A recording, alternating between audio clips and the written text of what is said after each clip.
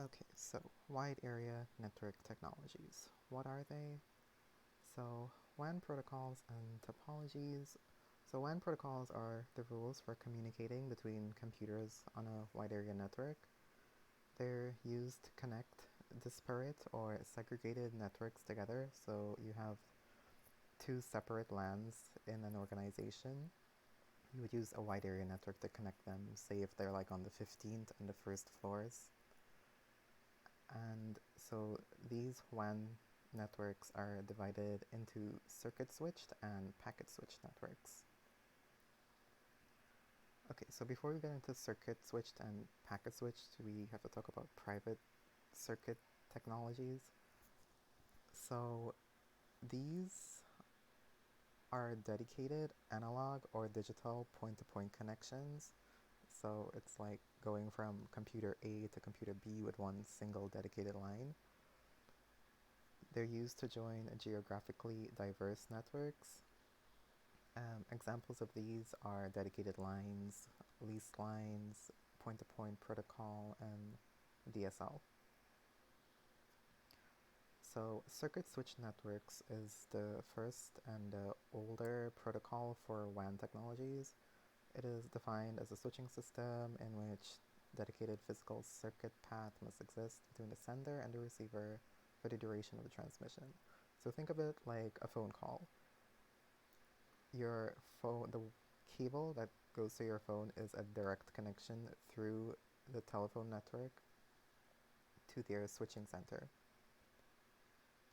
So it's a type of WAN that consists of a physical permanent connection from one point to another. It's best for communications that need to be on constantly and have a limited scope of distribution, so one transmission path. So it's mainly used in telephone networks. So we see here our terminal in the top left needs to connect to the terminal in the bottom right, terminal 6. So we have this connection highlighted in green, which goes through switch 1, 3, 4, and to 5.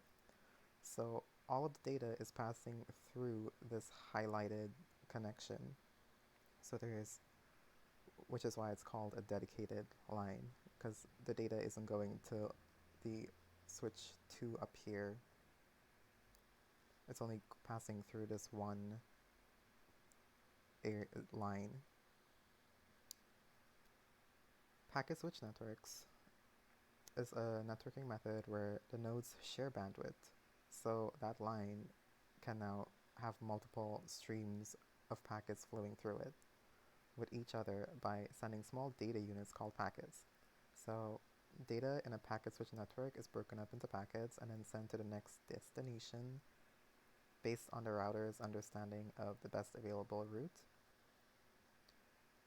The packets are reassembled based on their originally assigned sequence numbers, which creates a network that is very resistant to errors.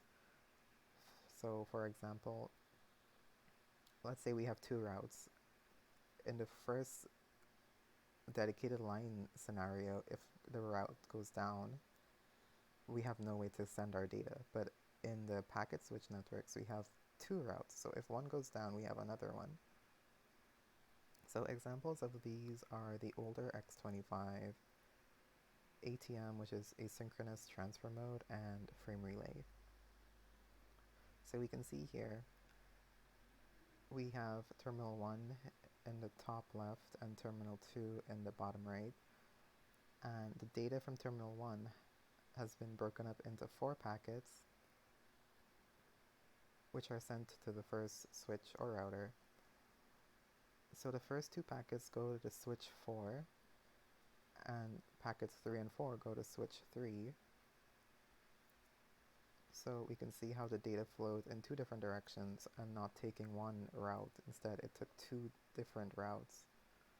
So now 1 and 2 from switch 4 goes over to 5, and 3 and 4 from 1 go over to 3 and then to 5. So at 5, our packets are then reassembled and the data is sent to the next PC at the end. So we have a comparison between circuit switching and packet switching. So circuit switching is better used when there's a constant traffic, whereas packet switching is more used for when there's like bursty traffic, or you can think of this like a connectionless service. That is, when it's not in use, it won't be sending or receiving any data.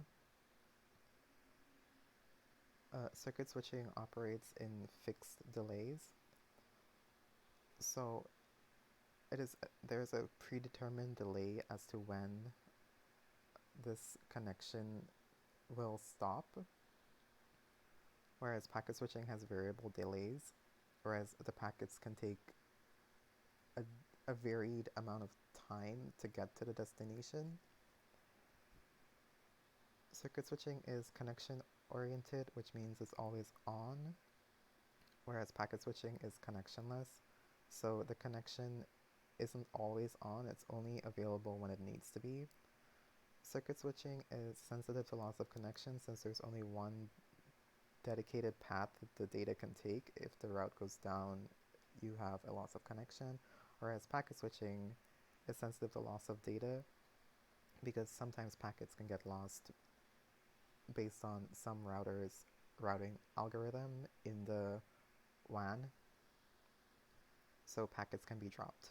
So this is why circuit switching is voice oriented and packet switching is data oriented. So we have some other WAN protocols.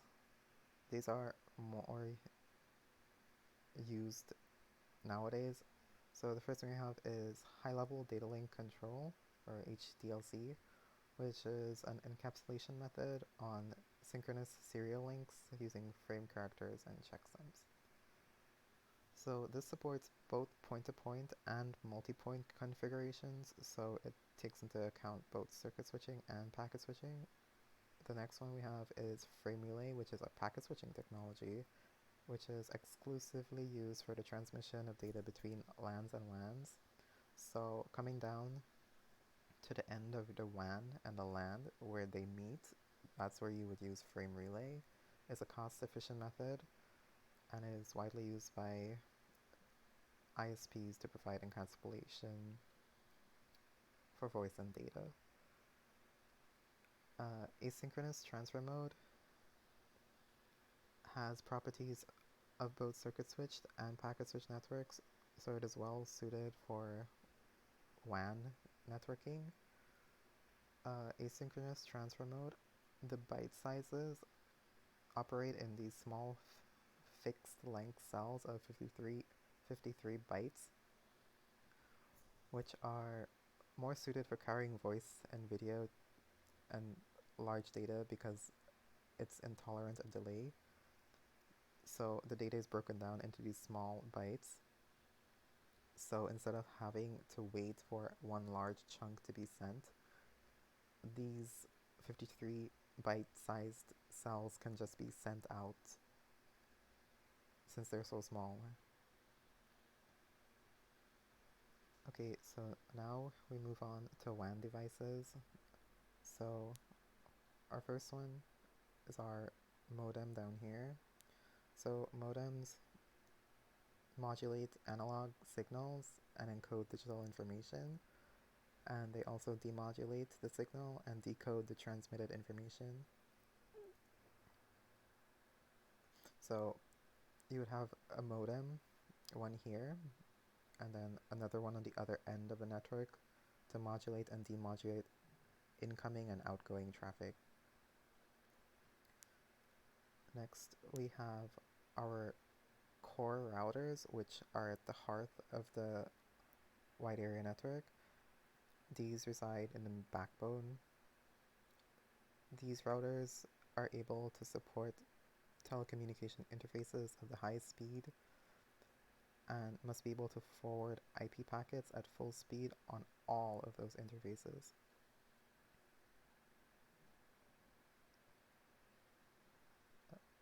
Next we have the access server. So the access server is the network server that client devices connect to. So these have a mixture of analog and digital interfaces and support hundreds of simultaneous users. So let's say a community, all of the houses in that community may have like a certain ISP, and all those cables that are run from those houses to the ISP connect back to an access server that gives you the internet access you have. Next, we have the WAN switch. This is a multi-port device used in carrier networks.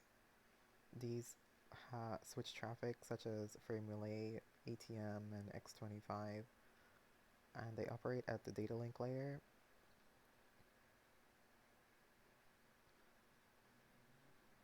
And next we have our router, which provides internetworking and WAN access to the service provider's networks. Routers normally have serial connection or other interfaces, such as fiber optic, to support these connections.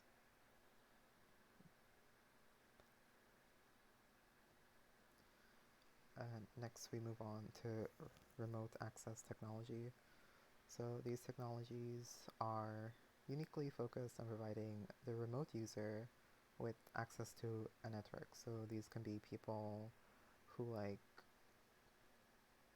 move around a lot on their job. Like their job is to go out and do field work in the middle of probably nowhere, and they need internet access and data access to access their organization's files and resources.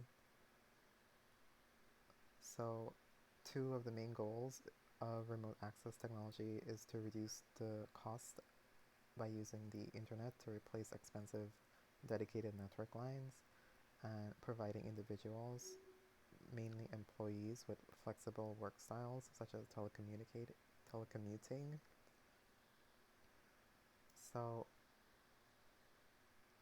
two of the more used remote access types are Integrated Services Digital Network, ISDN, which is a protocol which is offered by telephone companies and permits telephone networks to carry data and other source traffic. And the next major one is wireless data, in which data services can be provided by telecom providers to mobile devices, which offer internet services to individuals. And two security methods that remote access types have are restricted address, which filters unauthorized users based on their source IP address or other LAN protocol.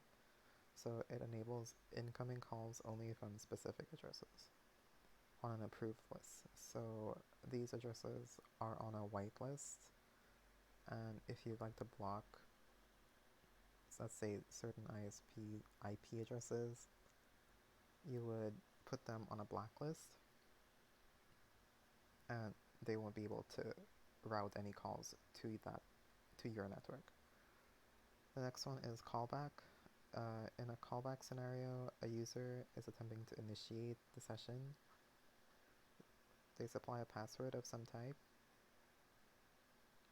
The access server calls them and then hangs up the call and calls back the user at a predetermined phone number. So this verifies that the user is who they say they are. Remote identification and authentication. These are technologies that are necessary to securely verify who is remotely connecting. So identification embodies the concept of identifying who is attempting the connection, and authentication embodies the concept of establishing a level of trust.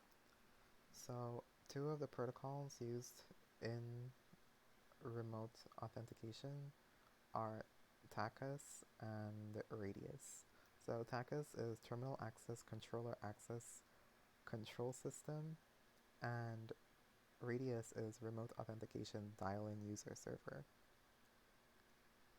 So in a TACAS system, the user's passwords are administered in a central database rather than the individual routers, and it also does not support dynamic passwords.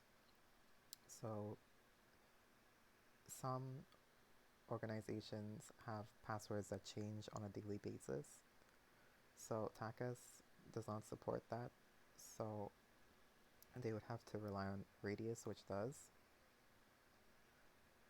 So Radius is a distributed client-server system where the clients will send their authentication request to a Radius server, which contains all the user's authentication and network service access to determine what level of access they have on these networks. Radius is a flexible protocol which supports dynamic passwords, and it can be modified to work with any security system that is currently available on the market. So normally what cybersecurity professionals do, they combine Radius with TACAS, since Radius can be used with it to provide a higher level of security for organizations.